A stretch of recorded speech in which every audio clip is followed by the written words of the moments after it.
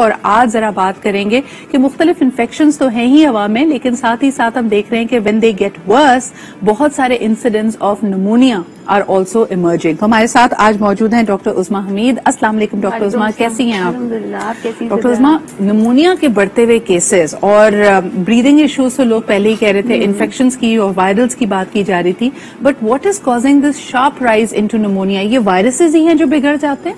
अच्छा सिद्रा, सबसे पहले तो निमोनिया का थोड़ा सा लोगों को पता होना चाहिए। निमोनिया एक इन्फेक्शन है जो कि हमारे फेफड़ों को मुतासिर करता है। बिल्कुल। उसमें सूजिश हो गई जिसकी वजह से मुख्तलिफ किस्म के अलामात होती हैं। अब निमोनिया वायरस की वजह से भी हो सकता है, बैक्टीरिया की वजह से भी हो सकता है, फंगस की वजह से भी हो सकता है, और कम्युनिटी एक्वायर्ड भी होते हैं, यानी कि जो हम आसपास के लोगों से ले सकते हैं, या हॉस्पिटल जाके लोग जाते हैं किसी और वजह से, लेकिन हॉस्पिटल का एनवायरनमेंट ऐसा होता है कि वहां से भी आप उसको कैच कर सकते हैं। बिल्कुल। तो उसकी मुख्तलिफ वजूहात है, लेकिन ये सीजन है, इसमें मोस्ट प्रोबेबली वायरल जरा ज्यादा जो है वो एक्टिव होता है वायरस, जिसकी वजह से निमोनिया कॉज कर रहा है। सीनियर सिटीजन्स को बार बार ये तनबीह की जाती है कि अगर आपकी उम्र 60 साल से ज्यादा है तो प्लीज आप निमोनिया की वैक्सीनेशन जरूर करवा लें, और ये once in your life time आपने लगवानी होती है। और इसके क्या फवायद हैं? देखिए, अगेन वैक्सीन के ये होता है कि ऐसा नहीं कि निमोनिया नहीं होगा, लेकिन कम से कम अगर निमोनिया कैच कर भी लेते हैं आप, कोई किसी को हो जाता है, स्पेशली हमारे एल्डरली या जो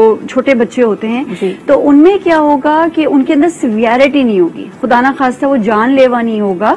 तो वो, और दूसरा ये है कि देखिए फिर उसमें आप निमोनिया की वैक्सीन सिर्फ निमोनिया से नहीं, आपको फ्लू से भी या कोल्ड वगैरह है उससे भी आपको थोड़ा प्रिवेंट करके रखती है। सही। तो सिवियरिटी आपके सिम्टम्स की अगेन होती है, कम होती है। अच्छा, मुझे ये भी बताइए कि क्या निमोनिया एक से दूसरे इंसान को लग सकता है? जिस तरह आपने कहा था कि दिस इन्फेक्शन आप हॉस्पिटल्स भी कॉज कर सकते हैं, घरों में हमें क्या एहतियात करनी चाहिए? अगेन देखिए, वायरल है, हम ये वायरस का ये कहते हैं कि खांसते वक्त, छींक आते वक्त अपना हाथ जरूर, मुंह जो है वो अपने हाथ कवर करें, ताकि आपकी छींक या उससे जो है, हमें नहीं पता होता है कि कौन सा वायरस की कितनी लाइफ है। आपने छींका और किसी भी सरफेस पे अगर आपने रख दिया और उसी सरफेस को अगर कोई अगला बंदा टच करता है और अपने मुंह पे हाथ लगा लेता है, तो वो उसको कैच कर सकता है वो वायरस।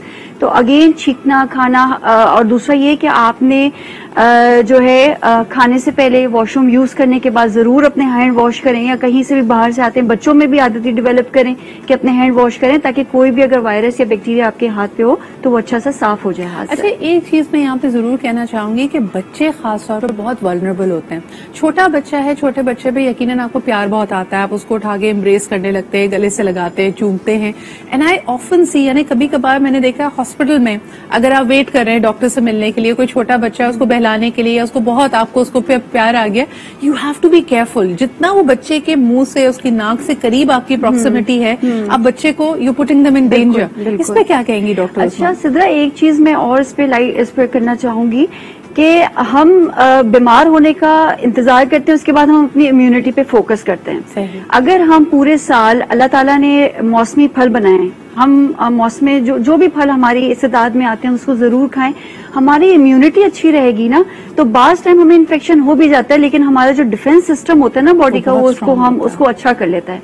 हम क्या करते हैं, जब हमें बीमारी हो जाती है फिर हम कहते हैं हम अपनी इम्यूनिटी अच्छी बनाए, वो टाइम लगता है। अगर हमारी इम्यूनिटी थ्रू आउट जो है वो ईयर अच्छी रहेगी, हम अच्छा खाना खा रहे हैं, साफ सुथरा खाना, ये नहीं कि बहुत फैंसी या लेविश खाना खा रहे हैं, सिंपल दालें, फ्रूट्स, जो भी आपके घर में अवेलेबल है आप वो खाएं, आपकी इम्यूनिटी अच्छी, एक्सरसाइज, वॉक, नींद का पूरा लेना, पानी का इस्तेमाल, ये हाथों की सफाई का इस्तेमाल, तो ये सारी इम्यूनिटी स्ट्रॉन्ग कर रहे हैं। तो इसी तरह बच्चों में भी ये आदत होती है। आपने मुझे बताया, हमने इतनी मेहनत की यानी थ्रू आउट, जब हम कोविड के दौरान सफाई सुथराई, हाइजीन, सोशल डिस्टेंसिंग, हाथों को बार बार डिसइंफेक्ट करना, ये बातें कर रहे थे, और हमने रियलाइज किया कि कोविड से बचाव तो मुमकिन हुआ, लेकिन साथ ही साथ ये वायरसेस, ये इन्फेक्शंस भी हमें नहीं हो रहे थे। But just as quickly as we adapted to this, हम उतनी जल्दी भूल भी गए।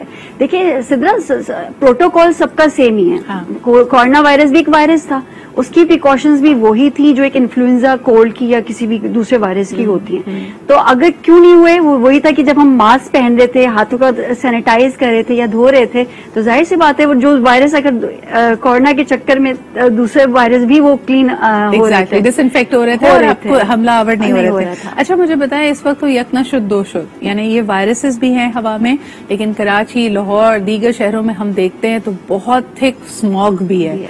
स्मॉग की वजह से जो प्रॉब्लम्स हो रही हैं उस पर आप क्या कहेंगे? स्मॉग में हो तो किसी को भी हो सकता है, लेकिन स्पेशली जिन लोगों को एलर्जीज हैं, जिनको एजमा है, जिनको पहले से कोई रिस्पिरेटरी या सांस का मसला है, वो जरा प्रोन हो जाते हैं। तो एहतियात तो हर बंदे को करना चाहिए क्योंकि बहुत सारे पोल्यूटेंट्स होते हैं, एलर्जेंस होते हैं स्मोक के अंदर, जो कि आपके लंग्स को जाके डैमेज कर सकते हैं। तो आपने यही कि जब हम स्पेशली सुबह निकलते हैं तो जरूर मास्क पहने, स्पेशली वो लोग जिनको कोई बीमारी है लंग्स की या कोई भी जिनकी किसी भी वजह से उनकी इम्यूनिटी कॉम्प्रोमाइज है, ताकि उनको इम्यूनिटी कॉम्प्रोमाइज होगी, कोई भी मामूली एलर्जन जाके उसको इन्फेक्शन भी करा सकता है, एलर्जी कॉज भी करा सकता है। तो हमें एहतियात ही करना चाहिए, मास्क का इस्तेमाल करें, हाथों को अच्छे से धोएं, और स्पेशली जब हम सुबह बाहर की तरफ जा रहे हैं। क्लोज स्पेसेस की जरूर बात करना चाहेंगे। हमारे यहाँ जितने घर हैं, जितने दफातर हैं, वो बड़े क्लॉस्ट्रोफोबिक अंदाज में, they are not well ventilated at all.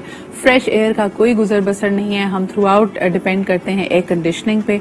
मुझे लगता है the same stale air being circulated, और इसके अलावा हम आते जाते हुए अगर हम लिफ्ट का इस्तेमाल करते हैं, या इसके अलावा मेरी तरह कोई फ्रीक्वेंट फ्लायर है, पहले नहीं होता था Usma, but now one becomes very aware कि आप एक क्लोज स्पेस में हैं, आप एक प्लेन में, आप 2 घंटे की फ्लाइट ले रहे हैं, उसमें क्या एहतियात करनी चाहिए? देखिए सिद्रा, अगर हम देखें सर्दियों में तो हम और घरों को बंद कर देते हैं जी, ताकि सर्दी ना आए, बच्चों को सर्दी ना लगे। हालांकि आपको पता है कि धूप भी एक डिसइंफेक्टेंट है। ऑफ कोर्स, अगर आप ठीक है रात को अपने कमरे को या अपने घरों को बंद कर लें, लेकिन दोपहर की जो धूप होती है कम से कम वो अंदर आने दें, ताकि एक आपकी जो फ्रेश एयर है वो घर के अंदर आए।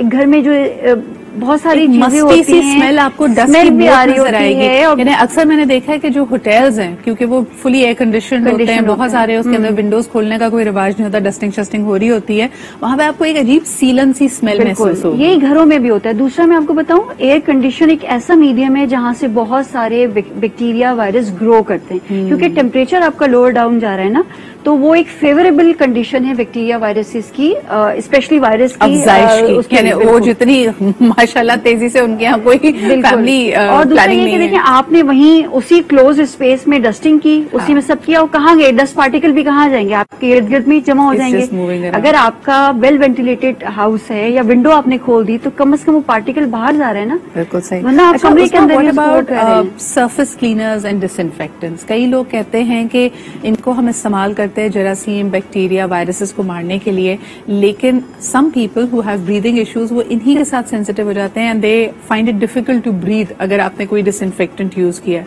वहां पे किस तरह एहतियात करें? देखिए बिल्कुल सिद्रा, एक तो यही है कि हम कोई भी डिसइंफेक्टेंट, छोटी सी मैं मिसाल दूंगी कि कभी कभी मॉस्किटो के जो स्प्रे होता है, उसमें आप देखिए कि कुछ इस तरह के स्प्रे होते हैं, फ्यूम्स होते हैं, ये लोगों को फौरन कॉफिंग स्टार्ट हो जाती है। ठीक है, मीन्स के दे आर एलर्जन की कोई चीज है जिनको एलर्जी करी, और वो जानलेवा भी हो सकती है। सही। तो एक तो ये है कि हमेशा हम कभी भी करें तो उसको अपने घर को दरवाजों को खोल दें, ताकि उसके फ्यूम्स वगैरह अच्छे से निकल जाएं, कमरे के अंदर ना रहें। जाके जो लोग एलर्जन हैं या जिनको एलर्जी है, जो प्रोन है, वो एकदम जब कमरे के अंदर एंटर हो तो एकदम उनको वो ट्रिगर ना करे, उनका ना ट्रिगर ना हो वो कॉफिंग वगैरह।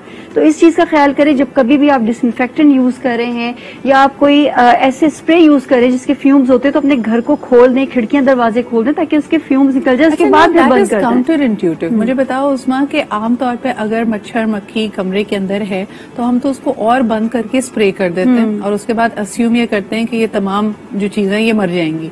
तो अगर हम उसको खोल देंगे तो फिर मजीद यानी आपका डिसइंफेक्टेंट तो डाइल्यूट हो जाएगा, बट मोर माइट कम इन। तो उसका प्रोटोकॉल क्या है? अच्छा, इसमें देखिए आप 2 चीजें, एक तो ये कि हम डिसइंफेक्टेंट यूज कर रहे हैं, उसमें शायद इतनी वेंटिलेशन की जरूरत नहीं, आपने सरफेस क्लीनर यूज किया, आपने कर दिया उसको, ठीक है।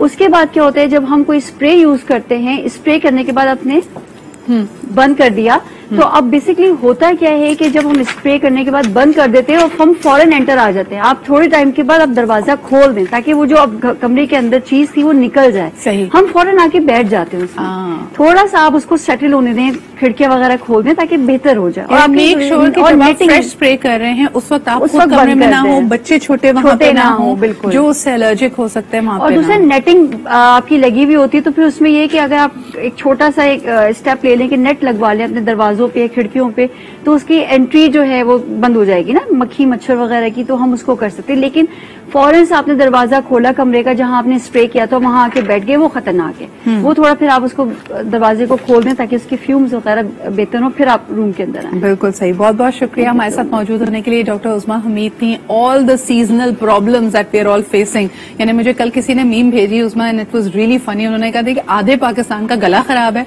और बाकी आधा पाकिस्तान शादी कर रहा है, तो चूज योर साइड। आप कौन सी साइड पे ही आप डिसाइड कर लें।